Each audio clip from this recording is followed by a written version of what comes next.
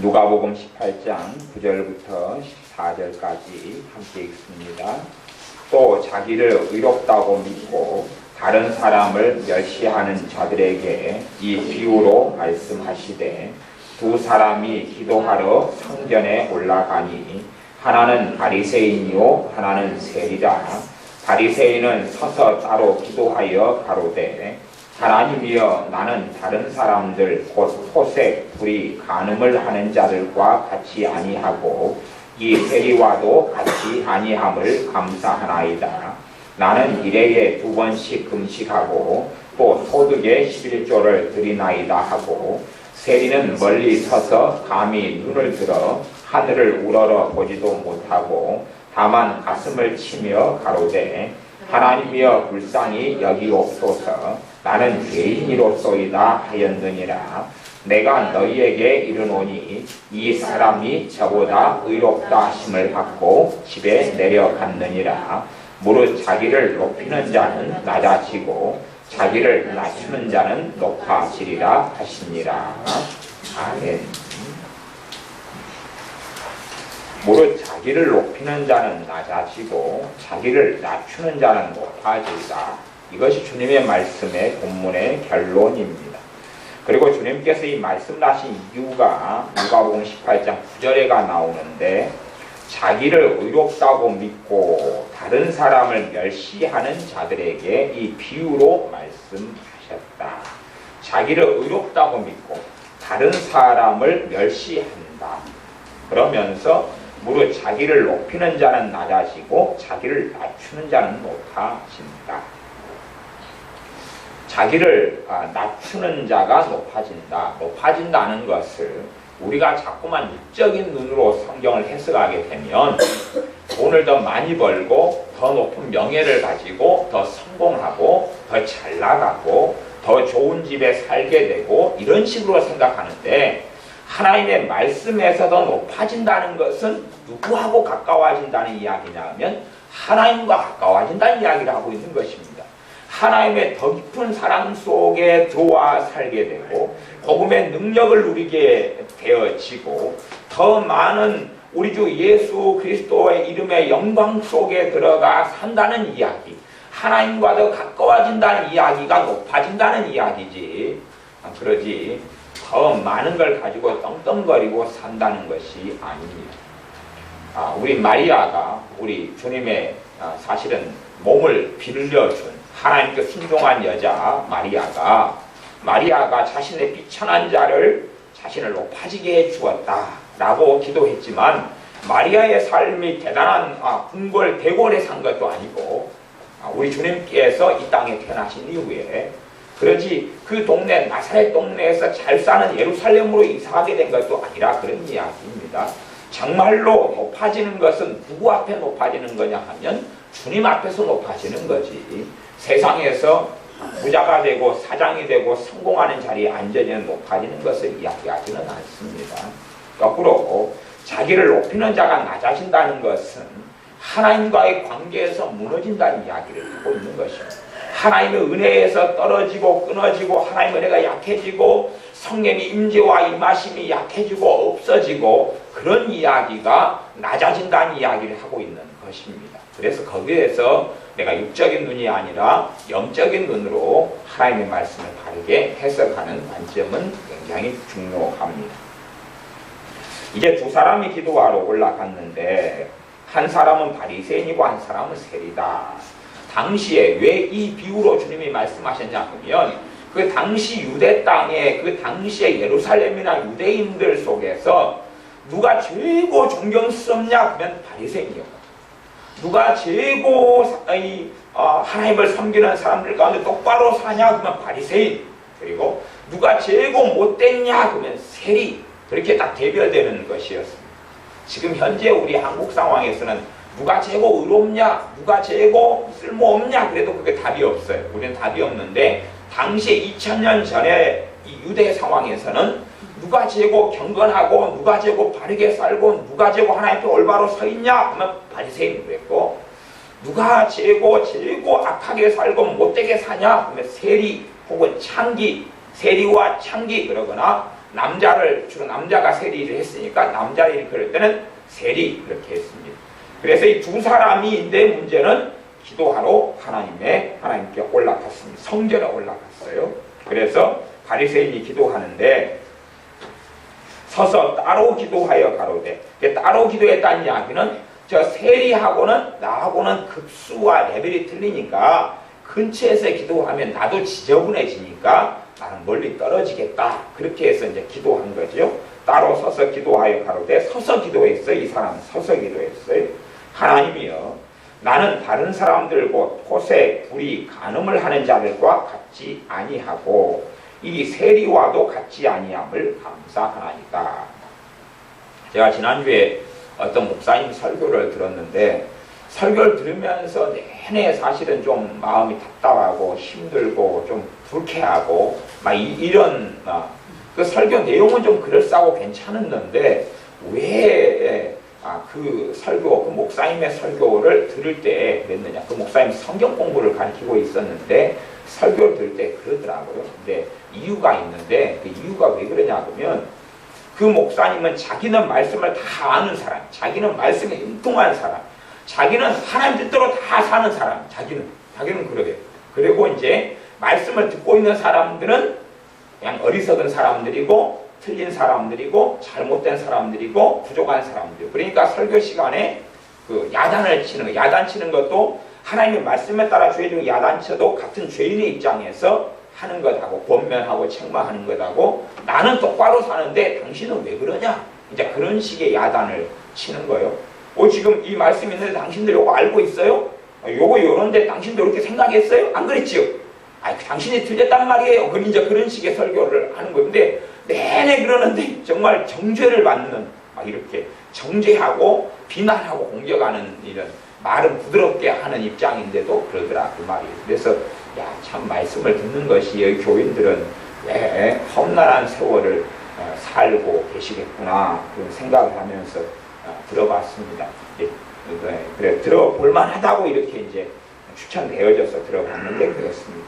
근데 요 바리새인들이 그랬어요. 나는 소색하지 않는다, 불의를 행하지 않는다, 나는 간음을 하는 자들과 같지 않다. 이 세리와도 같지 않다. 저기 이제 세리가 이제 기도하고 있단 말이에요. 저 인간하고도 내가 다르다. 그래서 그걸 하나님께 감사드립니다. 나는 이래는 7일을 이래라 그러죠. 7일 동안에 2번씩 금식을 해요. 2번씩 금식. 주로 중동 지역이나 이스라엘의 금식은 어떤 식으로 많이 하냐면 아침에 6시부터 해 뜬 다음부터 해질 때까지 이런 식의 금식. 지금 이슬람의 라마단 금식 40일 같은 경우도 해질 때까지는 해진 다음부터 이제 먹어요. 이게 라마단 금식 기간에는 완전 축제 기간이 음식도 제일 많이 소모가 되는 기간이죠. 사실은. 근데 낮에는 안 먹어요. 아침부터 해질 때까지는 안 먹지만 저녁에는 배가 터지게 먹고 다음날 또 낮에는 이제 금식을 하고. 근데 그런 식의 이제 일주일에 2번씩 하는 경우도 있고 아니면 정말로 어떤 사람들은 그냥 24시간 이틀을 하는 경우도 있었겠죠. 근데 어떤 시기든지 간에 금식을 생활화해가지고 하고 있는 거예요. 일주일에 2차례씩은 금식을 생활화하고 있습니다. 쉬운 건 아닙니다. 결코 쉬운 건 아니에요. 그냥 한 끼를 저도 몇 년씩은 지금은 제가 이제 금식은 안 하고 그냥 아침을 안 먹습니다만은 옛날에는 아침 금식하는 습관을 몇 년씩 들여가지고 했어요. 근데 시간이 오래 지나다 보니까 제가 금식하는 시간에 하나님께 기도를 해야 되는데 밥만 굶고 있더라고요. 그래서 하나님께는 금식이 아니다. 그래서 이제 아침 금식을 몇 년씩 하다가 이제 안 했어요. 이건 하나님께 올바르지 않다. 그런 마음이 들었어요. 매너리즘에 빠지는 거죠. 근데 어쨌든 이 사람들은 그거 아침 금식 정도보다 훨씬 더 뛰어나게 훨씬 더 많은 시간을 들여서 일주일에 2번씩 하고 있다 그 말입니다. 또 소득의 11조를 드린다. 이 사람들의 11조를 자랑할 만합니다. 왜 자랑할 만하냐 그러면 자기 텃밭에서 상추를 키우고 그것도 계산해가지고 하나님께 드리고 무화과 나무를 집 앞에 한 그루 키울 수 있잖아요. 그 다음에 집 마당에다가 우리나라 같은 경우는 시골에 가면 감나무는 한두 그루씩 있잖아요. 근데 그런 감나무에서 나오는 것까지도 계산해가지고 하나님께 드리는 거예요. 텃밭에 보면 고추 모종을 20개를 심었으면 20개 심었으면 뭐 대단한 건 아닌데 그것도 계산해가지고 11조를 바치는 사람들이 이 사람들이었거든요. 호박을 심어가지고 호박 덩이를 세가지고 거기에서 호박에서 11조를 드리고, 그 양반들은 호박을 안 심었으니까 뭐 우리나라는 호박잎도 계산을 해야 될지 모르니까 호박잎 좋아하는 사람들은 11조 계산하는데 하여튼 멀미가 나 전자 계산기 가지고 두드려야 될 거야 아마. 또 우리같이 고구마를 심는 경우는 고구마 잎사귀, 고구마 줄기도 다 먹잖아요. 우리가 너무 해먹고.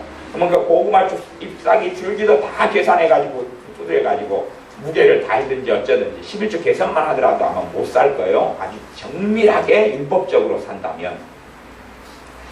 그런데 이 사람들은 그래서 자랑할 만하다고 말이에요. 텃밭에 있는 것, 누가 심지어는 밥을 5,000원짜리 사주면 500원을 내가 따로 내가지고 11조를 드릴 정도의 사람들이 이 바리새인들입니다. 그러니 당연히 자랑할 만하죠. 그래서 나는 그렇게 살았다. 그러면서 이걸 감사드립니다. 그렇게 했고, 이 세리는 멀리 서서 13절에 감히 눈을 들어 하늘을 우러러보지도 못하고 멀리 섰다. 만약 성전에서도 그냥 금빛, 금싸라기 땅이 있을 거 아니에요? 그 자리가 있을 거 아니에요? 떳떳한 사람들이 예배드리는 자리. 그러면 이제 예배당의 한쪽 구석이 들어갔다 그 말이죠. 그리고 하늘을 우러러보지도 못하고 고개를 푹 숙이고 엎드리고 뭐 그렇게 했겠죠. 가슴을 치며 가로되 하나님이여 불쌍히 여기옵소서 나는 죄인이로소이다. 그까지. 왜냐하면 세리의 삶 속에서는 하나님께 뭔가를 드러내고 뭔가 할 수도 없고, 사실은 그 세리가 11조를 바쳤다 그래도 그 11조는 실상은 약탈한 돈이거든요. 약탈하고 빼앗고 못된 짓을 한 돈이고 이런 부리에 들어가는 돈이 세리가 번 돈이에요. 그러니까 그것을 하나님께 드린다? 11조를 낸다 그래도 이건 문제가 되고, 안 내는 것도 문제가 되는. 근다고 내가 먹고 살아야 되니까 목구멍이 포도청이니까 일을 해야 되고, 그래서 이스라엘 하나님의 나라를 팔아먹는 매국노일이 세리의 일인데, 세관원인데 정상적인 세관원이 아니라 하나님의 백성 로마의 앞잡이가 되어서 하는 세관원의 일이기 때문에 이 세리란 일이 양심에나 삶에나 믿음에나 율법에나 모든 것에 문제가 되는 이 일과 직업이 세리거든요. 그래서 나는 죄인이로소이다 그렇게 했다. 그리고 주님께서 하시는 말씀의 결론이 내가 너희에게 이르노니 이 사람이 저 사람보다 의롭다 하심을 받고 집에 내려갔느니라. 성전에 올라갔다가 다시 집으로 이제 하산하는 거죠. 집으로 내려갔는데, 그러면 이 세리 입장에서는 내놓을 게 아무것도 없잖아요. 아무것도 내놓을 것도 드러낼 것도 인정받을 것도 없어요. 죄만 있는 상태예요. 바리새인은 죄보다는 11조 냈고 금식기도도 하지요. 그 다음에 죄를 나름대로 자기 입장에서 포색, 불의, 간음 이런 것 안 하고 내가 산다. 그러니까 좀 깨끗하게 산다 그 말이죠. 나름대로. 그래서 사람들이 가장 인정하는 사람으로 당시에 꼽을 때는 바리새인이다 이렇게 꼽았다 그런 말입니다. 그럴 정도의 사람들이에요. 그래서 이 바리새인은 엄격한 율법을 지키는 부류의 사람들, 그 가운데 이제 그 당시에 이스라엘의 믿음과 신앙, 하나님을 섬기는 지도자들이 이 바리새인들이 되었습니다. 근데 이 사람들하고 이 두 부류, 바리새인과 세리가 기도를 했는데, 바리새인은 하나님께 인정받을 만한 것들이 있었다 그 말이 겉으로 볼 때는, 세리는 아무것도 없었어요. 그러면 누가 옳다고 하나님의 인정을 받아야 되냐 그러면 바리새인이에요. 겉으로 볼 때는 바리새인인데, 세리는 옳다고 인정을 받을 것 자체가 없어요. 그 자체가 없어요. 그래서 최소한 그냥 우리가 보기에는 세리가 죄를 용서받고 갔다 그러면 우리가 이해를 좀 할 수 있어요. 말하자면 빚이 100억이 있는데 100억을 탕감해 줬다. 그러면 이제 재산이 어떻게 돼요? 영원. 그죠? 거지가 되죠. 거지. 대신에 빚 없는 거지. 영원. 재산이 영원. 그러다면 이해가 돼요. 이게. 그러면 용서라는 게 그겁니다. 없던 걸로 하자. 그게 용서예요. 근데 14절에 보면 의롭다 하심을 받고 갔다. 의롭다 하심을 입고 갔다. 그래. 의롭다 하심은 영원이 아니라 플러스 100억 그렇게 되는 거예요. 비교하자면.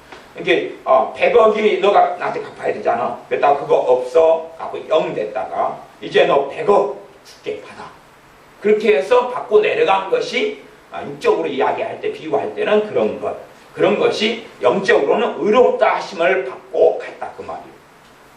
내가 죄를 용서함 받는 것, 이게 용서고 죄 사함인데, 예수님의 피를 통하여 십자가를 통하여 우리는 의롭게 됩니다. 의롭게 된다는 것은 나는 아무리 살펴봐도 의롭게 될 수 있는 게 없습니다. 내게는, 내 삶에는. 하나님의 말씀에 의인은 없나니 하나도 없으며 다 한 가지로 다 전부 다 죄로 치우쳐서 달려갔다고 말씀합니다. 전부 다 죄인이라고. 의인은 없나니 아무도 없다 그랬어요. 전부 다 죄인이에요. 우리가 작거나 크거나 우리는 나는 작은 죄인, 저 사람은 큰 죄인이라고 생각하지만 하나님 앞에서는 다 지옥 갈 큰 죄인에 불과합니다. 비교하자면 도토리 기재기인 것이죠. 도토리 기재기인 것이. 우리가 볼 때는 대통령들 전에 G20인가 대통령들을 모아놨더니 대통령들은 그 나라에서 지고 잘 나가는 사람들이잖아요. 모아놨더니 대통령 20명이 뭐예요? 대통령, 총리, 수상 이런 사람 20명이 모여가 사진을 찍어오는 걸 제가 봤어요. 봤더니 야, 대통령이나 지고 잘 나가는 사람 중에서도 왕따가 있는 모양인 거야. 사진을 잘 보시면 어떤 사람은 이제 추대하고 짠한 얼굴로 이렇게 서 있고 그 나라에서는 오흠 이러고 있다가 짠한 얼굴 서 있고 서울대를 가도 꼴등이 있어요, 없어요? 꼴등이 있고 왕따가 있어요. 여기서는 전교 1등 해가지고 올라갔는데 거기서 꼴등이라.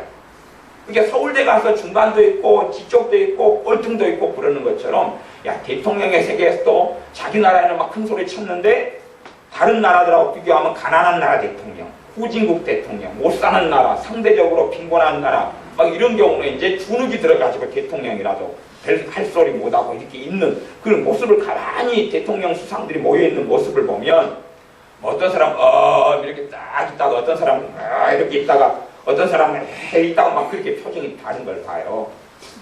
근데 사람마다 그렇게 실상은 하나님 앞에 섰을 때 내가 어떤 자리 어떤 모습을 가지고 있는지 몰라도 아무리 그들이 대단한 자리에 있는 것처럼 보여도 그 사람들 세계에 모아놓으면 1등계 꼴등이 있는 것처럼 도토리 기재기다 그 말이에요.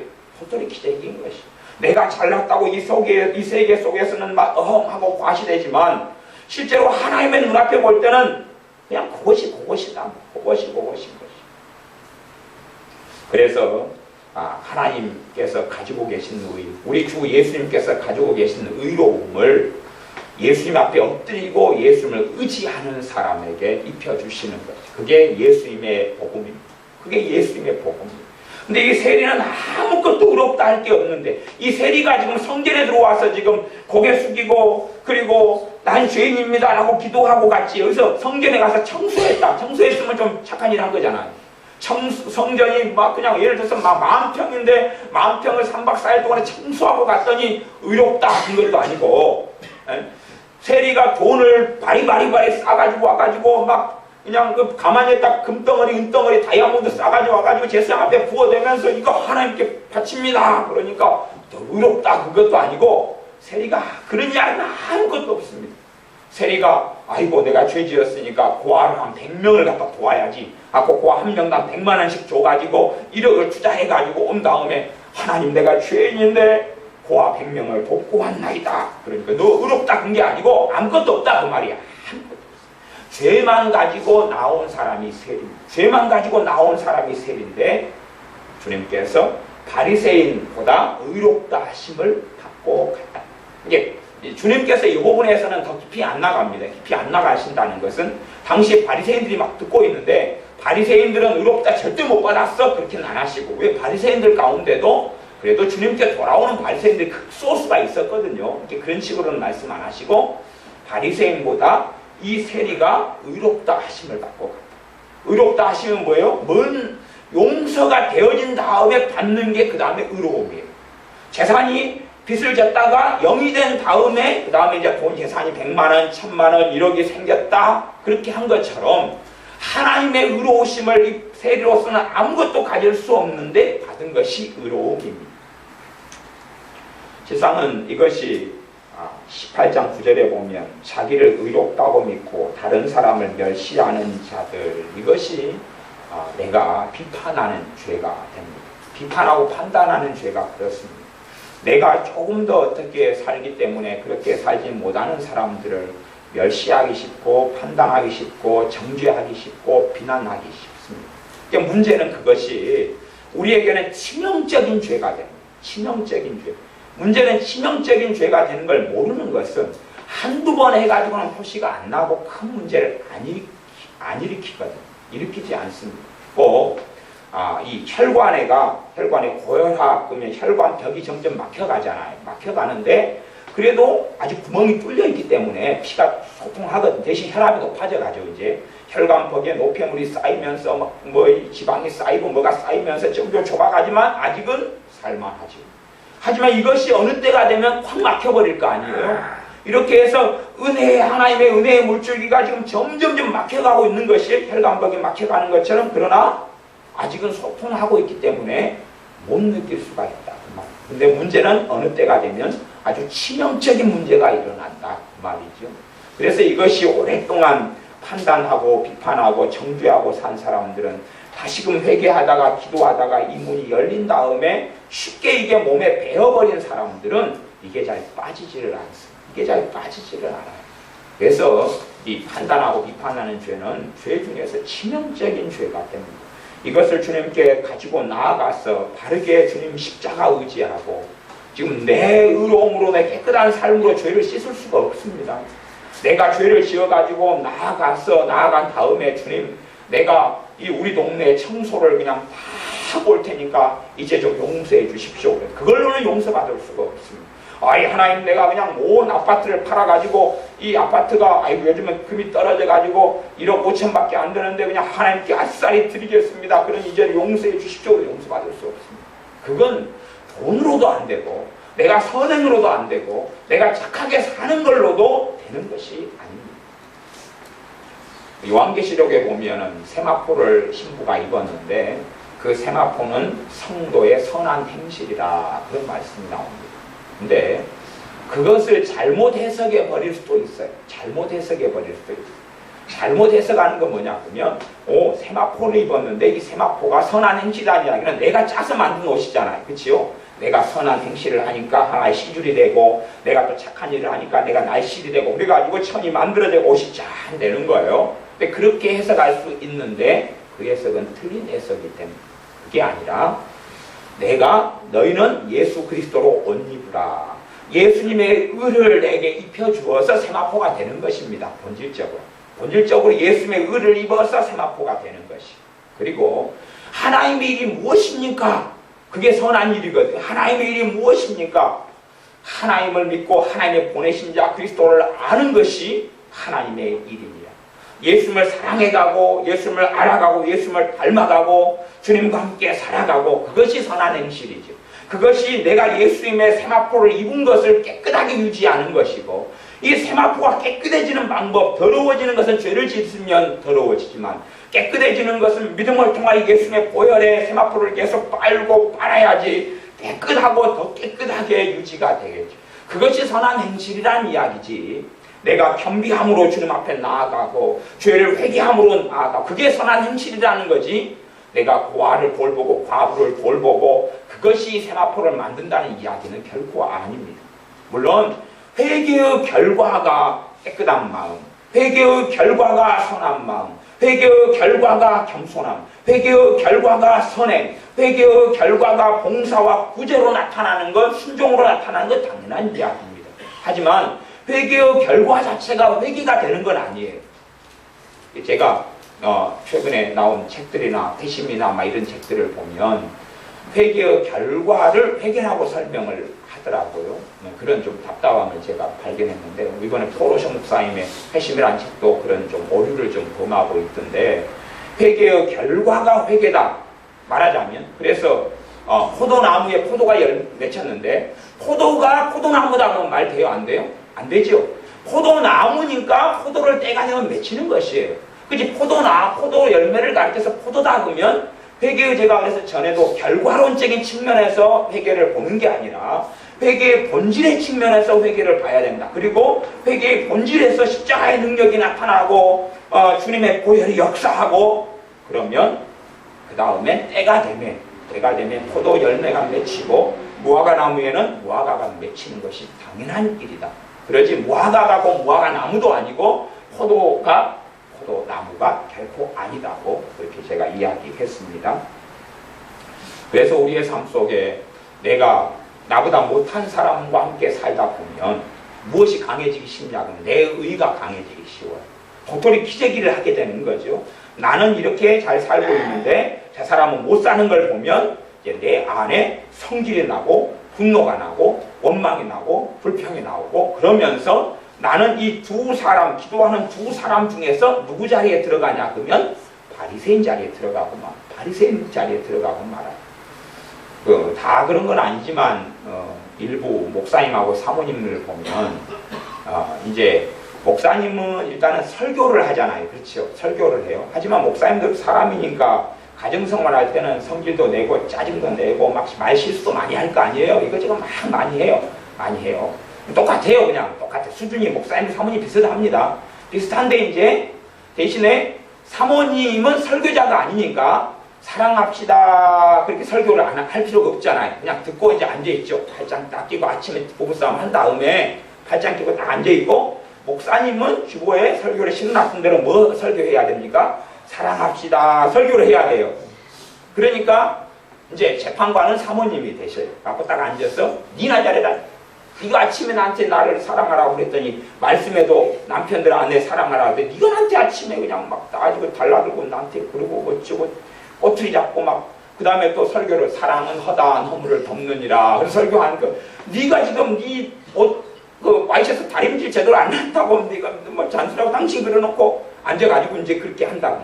사모님이 거꾸로 설교를 하게 되면 이제 목사님이 그렇게 할 수 있겠지만 목사님이 설교자고 사모님이 설교자가 아니니까 누가 그렇게 해요? 사모님이 판단하고 정죄해야 하는 것이. 둘이 똑같이 50도 50으로 싸웠어도 다른 자리에 서게 돼요. 그러니까 다 그런 건 아니지만 어떨 때는 목사님과 사모님을 만났어요.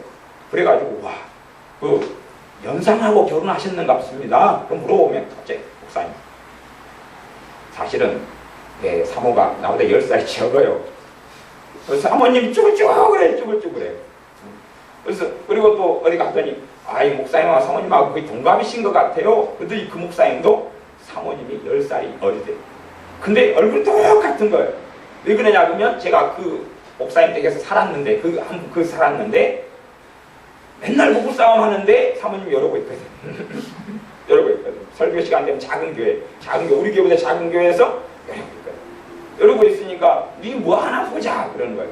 주일 안 예배 때 저 건너방이 이제 똑같은 예배당 안에서 이제 방을 지어가지고 사택으로 사시는데 건너방 안에 사모님이 누워가지고 있어요. 이제 성질 난다고 안 나오셔요. 머리에다가 하얀 띠를 두르시고 누워가지고 있으면서 설교를 들으시는 거예요. 뭐 하겠어요? 나는 의롭다? 이는 나쁘다. 나는 깨끗하다? 이는 나쁘다. 이렇게 이제 비판과 판단으로 가니까 목사님 얼굴이 오히려 그래도 윤기가 나고 반질반질하고 왜냐하면 자기가 설교하면서 양심에 찔리겠어요? 안 찔리겠어요? 찔리겠죠. 그러니까 이제 회개도 하고 돌아보고 자존심상 내가 미안하다 이야기는 못하고 사모님은 근데 그때 내내 죄를 짓고 있고 판단하고 정죄하고 있고 그러다가 또 사랑 못 받는다 생각하면 또 네 그 설교할 때를 두고 보겠다. 그리고 이제 마음속에 품고 있고 그래서 더 문제는 자신이 의로운 자리에 서게. 판단이라는 것은 비판이라는 것은 정결하는 것 헤아리는 것은 그런 거거든요. 니보다 내가 낫다. 니는 나쁜 놈이고 나는 좋은 놈. 그래서 만화 영화 같은 게 아이들을 망치는 것은 아이들을 굉장히 어리석게 만듭니다. 만화 영화는 선과 악을 극명하게 갈라놓습니다. 그게 권선징악이 꼭 나쁜 것만 아닌데 문제는 아이들은 무조건 자기를 누구 편에 집어넣어요? 주인공 편, 선한 편에 집어넣습니다. 그래서 자기를 선하다고 자꾸 주입을 시켜요. 자기는 무조건 선한 편이고 정의가 자기한테 있다고 일본 만화도 특별히 그런데 그 주입이 전부 다 돼요. 그러니까 자기는 무조건 선한 편, 선하다, 착하다. 못되게 살아가는데도 아이가 만화 영화를 많이 보면 나는 선하다, 착하다. 자기가 악인이라는 생각은 안 해요. 자기가 악한 자의 편에 서 있다는 건 상상을 못합니다. 그런 것처럼 우리가 다른 사람을 판단하다 보면 나는 선한 편에 있는 거예요. 나는 다른 사람을 판단하다 보면 나는 의로운 편에 있는 거예요. 문제는 그것을 자기의라고 그러는데 이것이 판단, 비판, 정죄의 헤아림을 많이 할수록 이게 발생하고 생겨나기 시작합니다. 문제는 그 자기의가 가면 예수님께서 십자가를 통하여 주신 예수님의 세마포가 벗겨지고 없어진다는 사실. 예수님의 의를 내 의로 대체해버리기 때문에 없어지고 복음의 능력이 없어지고 십자가의 영광이 사라져버리고 점점 없어져버려요. 그게 없어지면 예수님의 의를 입고 있어야 되는데, 믿음을 통해서 입는 의, 예수님의 십자가의 보혈을 통해서 입는 의, 예수님의 십자가를 통해서 입는 예수님의 의로운 옷을 입고 있어야 되는데, 예수님께서는 너희에게 의가 되셨다. 고린도전서 말씀대로 예수님이 내 의인데 예수님으로 옷 입어야 되는데, 예수님의 의를 입어야 되는데 내 의를 입게 되기 시작합니다. 그때부터 은혜는 막혀가기 시작합니다. 하나님의 기쁨이 사라져가기 시작하고, 하나님의 평안이 사라져가기 시작하고, 하나님께서 생명 싸개로 울타리로 나를 욕처럼 이렇게 둘러싸고 있는데 나를 보호하고 있는 그것들이 허물어져 가고 없어져 가기 시작합니다. 그러니 원수 마귀의 공격을 쉽게 받고 많이 받고 그 속에서 살 수밖에 없습니다. 우리는 무엇이라고 말해도 내게 귀신들의 공격이 많으면 난 죄가 많은 것입니다. 그것은 절대 숨길 수 없는 진실입니다. 간혹 가다가 사역을 하거나 집회를 하거나 그러면 간혹 어떤 분들이 찾아오시냐 그러면 나는 귀신들의 역사가 너무 많고 고통스러워요. 그런데 귀신만 쫓아내주세요. 대신 나는 죄가 없어요. 나는 죄 없어요. 나는 죄가 없고 단지 문제는 귀신들만 돼요. 마귀만 문제예요. 그런 분들이 간혹 있어요.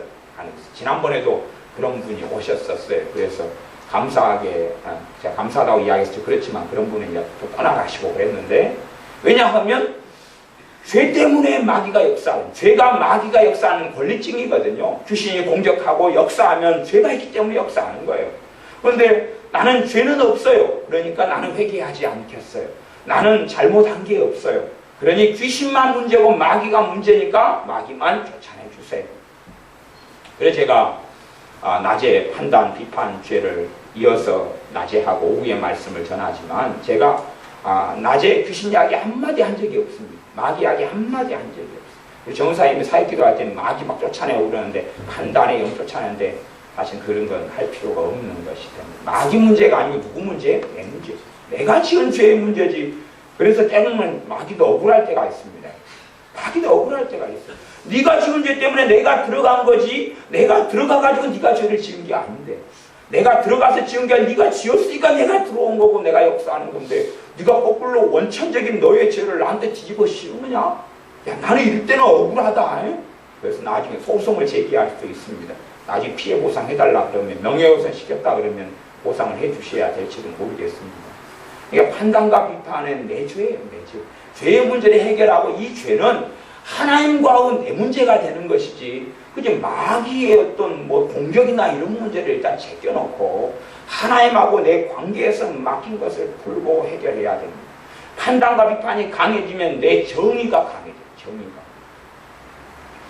현대 사람들은 이렇게 주님 앞에 뜻대로 살아가는 것이 참 어려울 때가 많습니다. 왜 어려우냐 그러면 그 사람에게 자기 정의를 사회가 만들어갑니다. 자기 정의를 만들어가요. 자기 정의라는 것은 이 방송, 뉴스, 다음, 네이버 그런 것부터 방송, 신문 이런 것에서 대부분 기자들이, 방송인들이 할 때에 사건을 왜곡을 합니다. 거짓말을 하고 왜곡을 해요. 왜냐하면 사건을 뻥튀기 하거나 그럴싸하게 사람들이 쇼킹하게 듣도록 뭔가를 하지 않으면 인기가 없어요. 인기가 없어서 거짓하고 왜곡하고 이간질하고, 그래서 사람들로 하여금 그 기사를 통해서, 그 방송을 통해서 뭐가 일어나게 만들어야지 인기를 끄냐 그러면 성질이 나게 만들어야 돼요. 성질이 나게 만들어야 돼요. 의분이, 소위 말하는 그 사람이 느끼기에 의로운 분노다 하는 자기 정의심이 불타게 만들어야 되거든요. 정의심이 불타게 만들어야 돼요. 그래서 자꾸만 어떤 허물과 문제가 드러나는 걸 막 들쑤시고, 그리고 그것 때문에 정의심이 일어나게 뉴스하고 방송을 합니다. 잘못된 그런 일을 해왔는데 그걸 이제 들쑤셔요. 근데 그 잘못된 걸 잘못된 걸로 보는 데까지는 문제는 없어요. 근데 그게 선을 넘어가면 그때는 뭐가 일어나요? 분노가 일어나요. 분노가 뭘로 포장되냐 그러면 정의로 포장됩니다. 그래서 정의심이 강한 사람들은 뭐가 강하다고 볼 수 있냐 그러면 정죄, 비난, 판단. 정의심이 있다는 이야기는 내가 때가 되면 이게 발동하잖아요. 근데 이 정의심을 자꾸 부추기는 것이 라디오 같은 거. 라디오. 그래서 라디오를 믿는 신자가 오래 듣는다 그러면 판단죄를 어마어마하게 지어버려요. 이게 매일 밥 먹듯이 해요. 밥 먹듯이. 왜냐 하면 판단할 수고 정죄하고 비난할 대상들이 지정해 주거든요. 지정을 해줘요. 뭐 철도 공영화, 민영화, 뭐 이런 민영화 이런 거다. 그러면은 그런 걸 조금 하는 거, 또 데모하는 거 조금 하면서 누가 막 나와가지고 막 어쩌고 하면 그걸 조금 들으면 이제 거기서는 뭘 합니까? 적군과 아군을 나누죠. 적군과 아군을 나누면 우리는 어느 편에 서고 싶냐면 아군 편에 서고 싶어요. 정의로운 편에 서고 싶어요. 그래서 그 사람은 어떤 사람을 정죄하고 지적하고 비난해요. 그걸 듣다 보니까 우리도 같이 그게 솟아나거든요. 이 말하는 사람은 자기는 흠도 없고 잘못도 없고 상대방은 모든 잘못을 했다고 말을 하거든요. 원래 그렇게 말하는 법입니다. 기사도 그렇고 방송도 그렇고 다 그렇게 해요. 한쪽으로 완전히 몰아가거든요. 그걸 듣다 보니까 우리도 성기를 하는 거예요. 대차 그러네. 그렇게 막 올라가면서 그 사람을 비난하고 정죄하고 판단하고 그렇게 되어집니다. 근데 그런 것은 구체적인 사건이 아니에요. 그냥 내가 이 뉴스를 듣다가 이거, 저 뉴스를 듣다 보면 저거, 저 신문 기사를 보면 저렇고 이렇고 저렇고 하다 보면 이게 쌓여가는 것이, 그러니까 우리 안에는 뭐가 쌓여가냐면 정의심이 쌓여가요. 그 정의가 하나님의 말씀에 따른 하나님의 공의가 아니고 이 사회에서 요구하는 것, 사회의 이 세속화에서 세상에서 요구하는 것들이 하나님의 말씀 진리의 자리를 차지해버려요. 그러니까 내 정의심이 만들어집니다. 내 정의심이 만들어져요. 그 자녀 상담을, 저도 자녀 상담을 오래 공부하고 그렇게 해왔는데 일반적인 자녀 상담들이 잘못 가고 있어요. 전반적으로 잘못 가고 있어요. 그리고 내적 치유 사역 같은 걸 저도 해왔고 그렇지만 내적 치유를 제가 또 세미나나 아니면 받으러 가기도 하고 가봐. 딴 사람들은 어떻게 사역하는가 봐야 되니까 또 몇십만 원씩 주고 가보고 방문해보고 그러면 내적 치유를 가지고 이렇게 공부를 좀 하거나 일단 강의를 하고 뭘 하면 성질이 납니다. 누구에 대해 성질이 나냐면 제가 그 강의를 듣다 보면 이제 이런 내적 치유나 이런 걸 좀 공부하거나 강의를 듣다 보면 누구한테 성질이 나냐면 아버지한테 성질이 나요. 돌아가신 아버지한테 성질이 나요.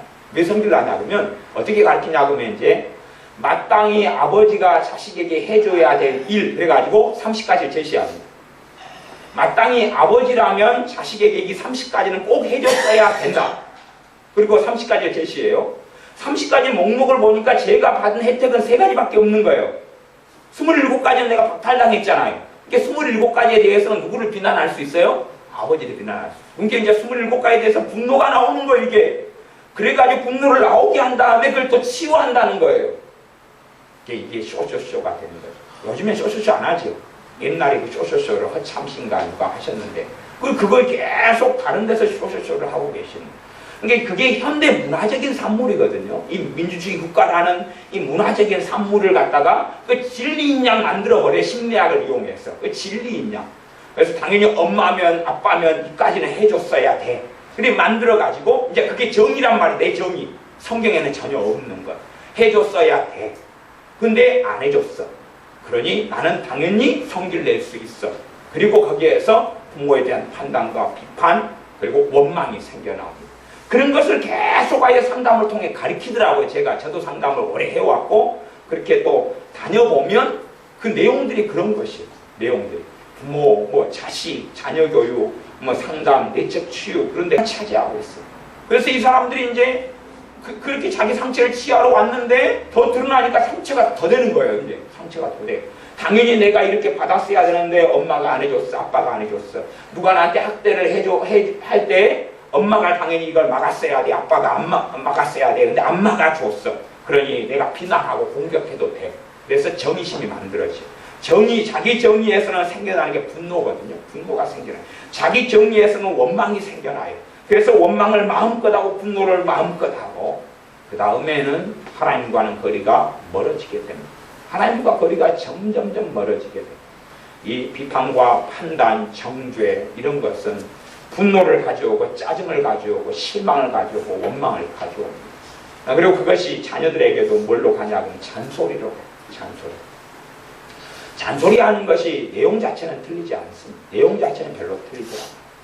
제가 이번에 그 다리가 그제 아픈 걸 통하여 한참 기도했더니 주님께서 여러 가지를 사실은 보여주셨는데 그 중에 하나는 그런 거였어요. 제가 누구에게 어떤 올바른 소리를, 이 빠른 소리를 했어요. 많은 소리를 막 했는데 그걸 보여주셨어요. 보여주시면서 제게 성령님께서 하시는 말씀이 영감으로 이제 그런 게 와요. 구체적인 소리보다는 영감으로 딱 오는데, 말은 너가 옳다. 말은 너가 옳았다. 그러나 너가 내 긍휼로 했느냐. 말은 너가 옳았다. 그래서 말싸움에서 너가 이겼다. 말싸움에서 너가 성경적이었다. 성경으로는 너가 말싸움에서 이겼다. 그러나 너 말에 성령의 역사하심이 있었느냐, 내 사랑이 있었느냐, 내 긍휼이 있었느냐. 그러니까 사실 그런 것이 이제 또 문제가 됐던 거예요. 이런 죄들이 문제가 또 얽혀갔던 거예요. 근데 그런 걸 또 고백하고 회개하고 또 올라가니까 또 다른 것들이 보여요. 점점. 그러니까 사실은 한도 끝도 없는 죄들이. 하고 그때 목요일부터 다시 판단하고 비판하고 이런 죄를 회개하고 갔더니 이제 오늘은 제가 냉정하게 오늘은 100가지가 넘게 보여요. 아마 또 오늘도 회개하고 내일 지나면 1000가지가 되면 이제 끔찍합니다. 끔찍한데 그러겠죠? 안 그러겠어요? 사는 게 그런 거예요. 그러니까 죄가 회개하고 가면 점점 많아져요. 점점. 그게 처리를 해야 되기 때문에 죄가 주님 앞에는 항상 현재로 남아있는 것이거든요. 죄가 모든 죄는 본질적으로 과거의 죄입니다. 현재의 죄도 없고 미래의 죄도 없습니다. 내가 이걸로 그냥 가만히 있는 무진이를 갖다 머리를 한대 쾅 때렸어요. 그러면 이게 3초 전, 5초 전이 5초 후가 되고 5초 전이 돼버렸잖아요. 그러니까 과거가 돼버린 거예요. 그냥 이걸로 5초 전에 한 대 딱 때리고 말아서 내가 폭력을 행한 그 죄나 아니면 10년 전에 했던 거나 처리 안 한 거 똑같을 거 아니에요. 이게 똑같은 거지. 뭐 이거 10년 지나면 흐지부지 된다 그러면 10년 동안 참아버리면 될 거 아니에요. 근데 하나님 앞에서는 다 죄는 본질적으로 다 과거의 죄예요. 전부 다 과거의 죄예요. 왜냐하면 현재라는 건 본래 시간, 과거, 현재, 미래에서 현재는 본래 존재하지 않는 겁니다. 현재는 이상적인 개념이에요. 그래서 제가 표현하기를 현재는 순간의 경점이다 그랬어요. 한 점을 딱 찍고 나면 제가 손을 올렸다가 내리면 얼마 전에 올린 건 과거예요. 내렸는데 내려도 멈춰 있는데 계속 앞에 멈춰 있던 것은 또 과거고. 그러니 계속 변화돼 버리고 말아요. 계속 다 과거로 밀려나는 거예요. 이게 사실은 시간은 과거하고 미래밖에 없는 거예요. 과거하고 미래. 현재는 쓱쓱쓱 지나가는 거예요. 쓱쓱 지나가는 거예요. 그래서 본질적으로 죄는 다 과거의 죄인데 하나님의 눈앞에서는 전부 다 그게 현재라는 사실. 하나님 눈앞에서는 10년 전의 것, 5년 전의 것, 100년 전의 것이 그대로 하나님 눈앞에 처리되지 않을 때, 예수님의 피로 씻기지 않을 때는 그대로 남아있다는 사실입니다. 그래서 우리의 죄가 고백하고 회개할 때면 주로 성령님의 역사하심은 현재, 가장 가까운 현재, 가장 가까운 과거, 거기서부터 어제, 오늘, 그제 거부터 거슬러 올라가기 시작합니다. 그걸 회개하고 다루고 가면 더 앞에, 더 멀리 다양하게 이렇게 쭉 처리해 가셔. 그러면 내가 회개를 지금 잘하고 있다. 그런데 이게 더 멀리 보여주시는 것이 딱 스톱되면 내가 다시 회개가 그래서 그친 거예요. 하지만 다시 계속 겸비함으로 나아가고 그러면 점점 깊이 있게 보여주셔. 깊이 있게 보면서 다루고 주님의 다시 보혈 속에 들어가고 주님의 십자가를 의지하고 주님의 십자가를 붙들고 죄가 씻겨져 가요. 그러면서 우리가 점점 자유케 되어져 가기 시작합니다. 비난에서 자유로워지고 판단에서 자유로워지고 헤아림에서 자유로워지고 거꾸로 하나님께서 나를 긍휼히 여기시는 긍휼이 와요.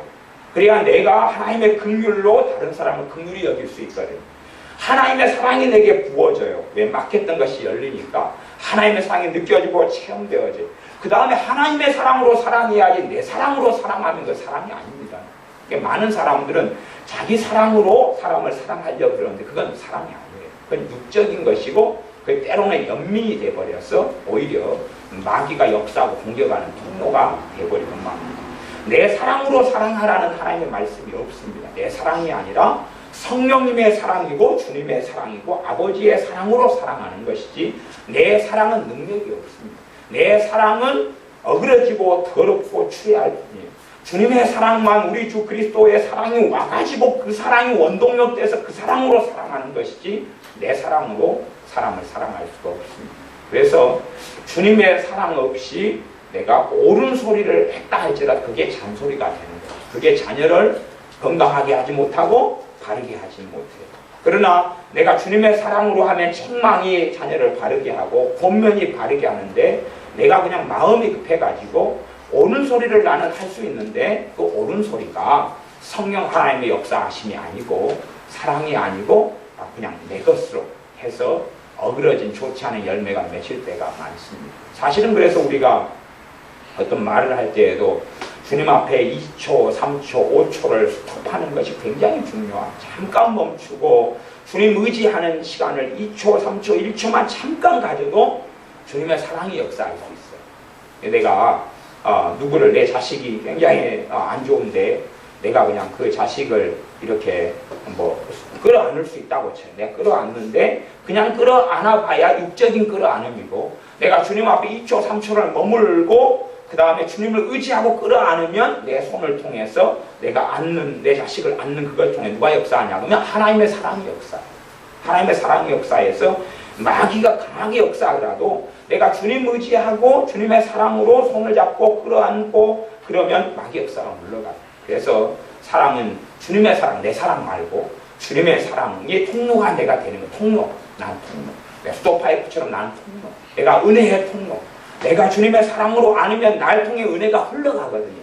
하나님의 자녀들은 통로로 만들어 놓으셨어요. 통로로. 은혜의 통로로, 복의 통로로, 하나님의 사랑의 통로로, 하나님의 능력의 통로로 우리를 만들었고 우리를 그렇게 부르셨다 그 말입니다.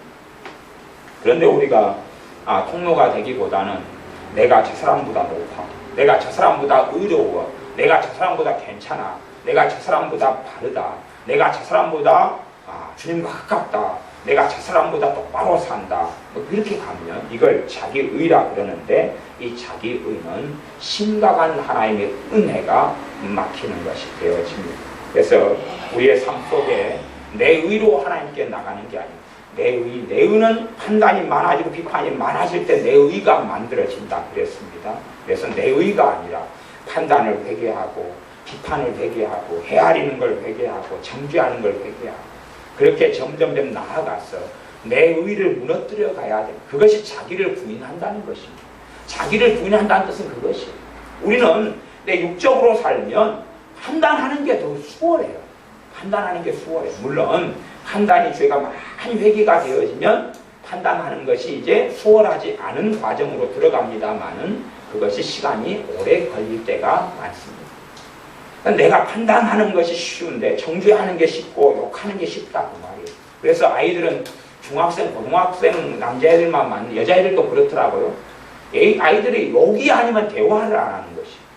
그래서 서울에도 공원에 연화공원에 가면은 애들이 고등학생, 중학생 때 모여 있으면 막 욕을 해. 서로 막 욕을 해.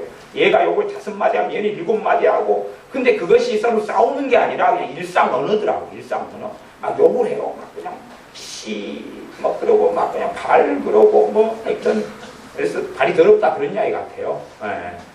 하여튼 그 호박씨 먹었냐 그러고 막 하여튼 열심히 막 그냥 그렇게 욕을 해요. 근데 그게 일상 언어더라고. 일상 언어. 왜냐 그러면 욕하기가 훨씬 쉽거든요. 정죄하고 저주하기가 훨씬 쉬워. 그걸 따라가는 게 훨씬 쉬워. 내가 나를 핍박하는 사람을 내가 욕하고 비난하기가 쉽지 그를 축복하기는 더 어려운 것이. 근데 하나님의 말씀은 너희를 핍박하는 자를 축복하라 그랬는데 그게 어려운 것이.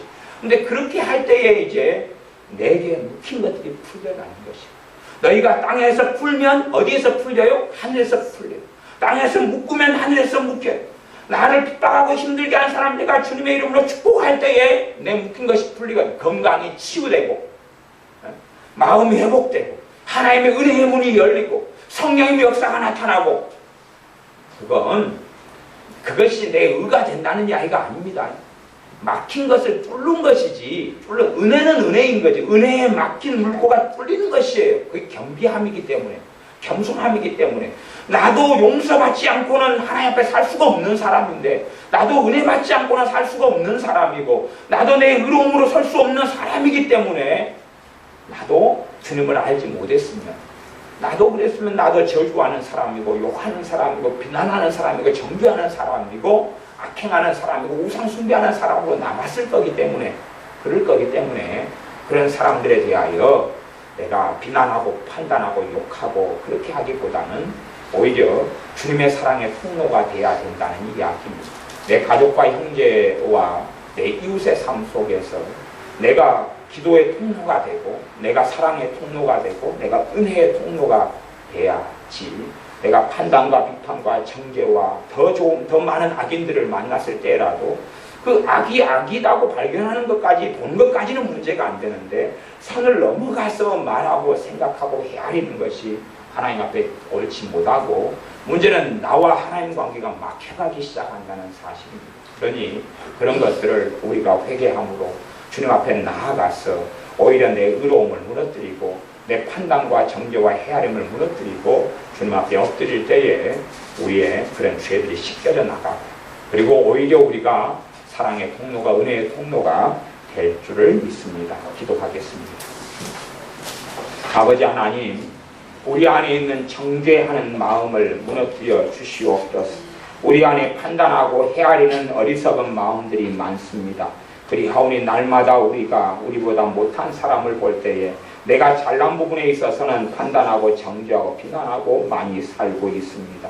그리하오니 우리의 죄를 용서하여 주시옵소서. 내 마음의 완악함과 악함을 용서하여 주시옵소서. 내가 사람을 볼 때 주님의 눈으로 보지 아니하고 내 눈, 내 정의의 눈으로 보고 살아왔던 어리석음을 회개합니다. 용서하여 주셔서 우리의 마음과 생각을 새롭게 하도록 성령 하나님 기도할 때에 도와주시옵소서. 예수님의 이름으로 기도하옵나이다. 아멘.